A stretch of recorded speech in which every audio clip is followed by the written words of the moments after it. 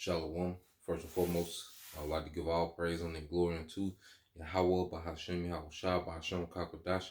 Double honors unto the apostles and the elders of GMS who rule well, teach well, being great examples to his younger brothers, and peace and blessings, salutation to the hopeful lake out there pushing his word and truth and in sincerity across the four winds in the name of Yahweh, Bahashem, Yahushua, pushing to get up out of here. Shalom to the hopeful lake, the believers, the listeners who may have came back to the obedience of the scriptures through faith in Yahweh, Bahashem, Yahushua. And what I want to get into this morning, all right, is dealing with a little leavening, because we always go into it around this time, going into the Passover. And, the Passover goes into the feast, of unleavened bread, okay, which, is when we would take, the yeast, all things with yeast, out of the house, you know, and Apostle Paul, makes a reverence, to their tradition, okay, to the high holy day, when he's addressing the Corinthians, for their acts of wickedness in the flesh, okay. He don't go into the understanding in the spirit, Apostle Paul, always makes spiritual analogies, with things of the law, okay. Apostle Paul had that gift, where he will break down, the law in a spiritual way. Okay. Now, when you go to 1 Corinthians 5, all right, and 6, it says, your glorying is not good. Know ye not that a little leavening leaven the whole lump? Because you had a Jake, within the church that had committed adultery with his father's wife. Okay.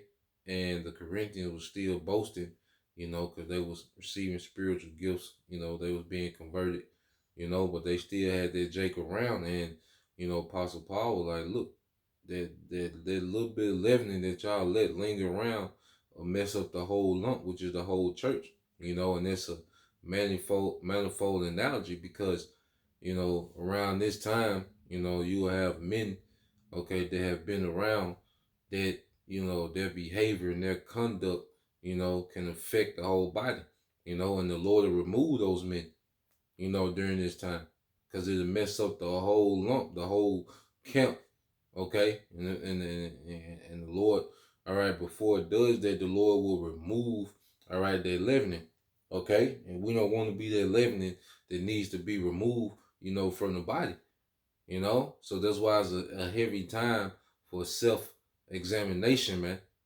and then as you keep going on, verse 7, this is another aspect. It said, purge out therefore the old leaven, that ye may be a new lump, as you are unleavened. For even Yahushua, our Passover, is sacrificed, all right, for us. So, we have to purge out the leaven within us as individuals, man, because that old leaven, all right, comes from the world. And see, what does leaven do? It makes, the bread rise. All right. But what do you have to do to make it rise? Is heat. So sometimes the Lord will put us through, affliction to make that old leavening rise within us so we can recognize it and remove it.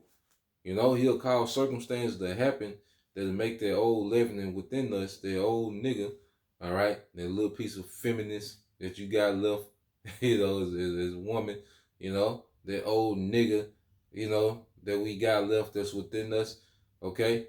The Lord will cause those things, put us in situation and affliction in their heat and cause those things to rise up so we can remove it, man. Getting out that old leavening, all right, because it'll mess up the whole lump. We have to become that new lump, man. Okay, that old leavening to hinder us. It'll have us offended at things.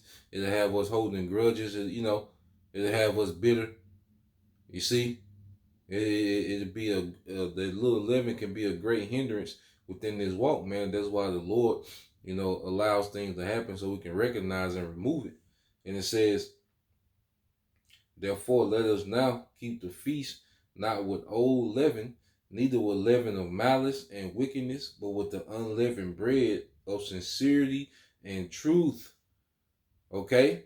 The bread of sincerity and truth. And that's why, during this time, a lot of things come out. The Lord calls things to surface that need to surface so we can keep the Passover in sincerity and in truth, you know, not having any malice towards the body, towards the brothers, any malice towards the doctrine, all these things will come out, okay?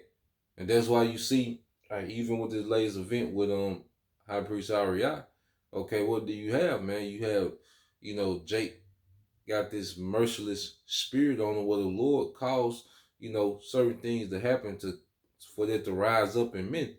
Okay? Hey, you see? The Lord, hey, he's a chess player, man, in the spirit. He's always, you know, 4 or 5 steps ahead, okay, when he making moves. So, we going into this time, we have to remember, you know, part of the tradition on the high holy day was to remove, the yeast, out your house. Well, what's the house, man? We're in the spirit. We're the house, okay? And that's why it says this in let's get this in.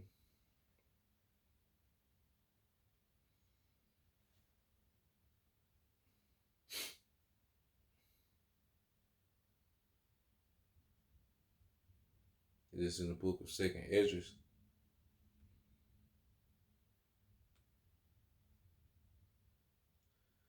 It's the book of Second Esdras, chapter 14. All right.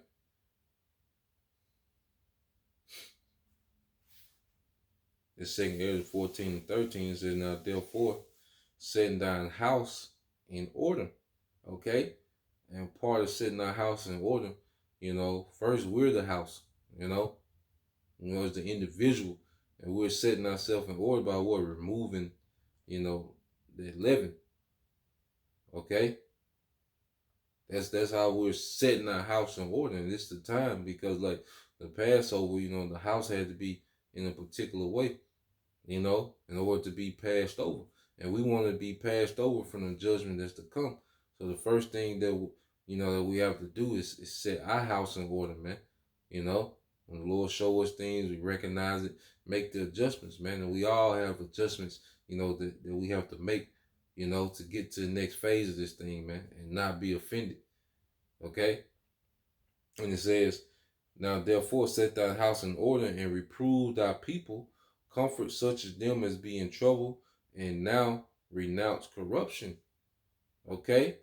And us, removing and leavening out of us and making the adjustments we need to make, that gives us authority to be judges, to correct our people, man, to comfort our people, because we've overcome particular things, man, so we can teach and preach on those things because we've overcome these things, man, so this time, is a time to, reflect, to recognize and make the adjustments needed, man, and no one knows what's needed for us better than us, man, so just want to put that out there real quick, quick exhortation, going into the time of the Passover, how we, should be constantly examining ourselves and removing, those unwanted qualities, that the Lord is showing us through circumstances, man, So Lord will you brothers and you sisters will edify to the next time I say shalom.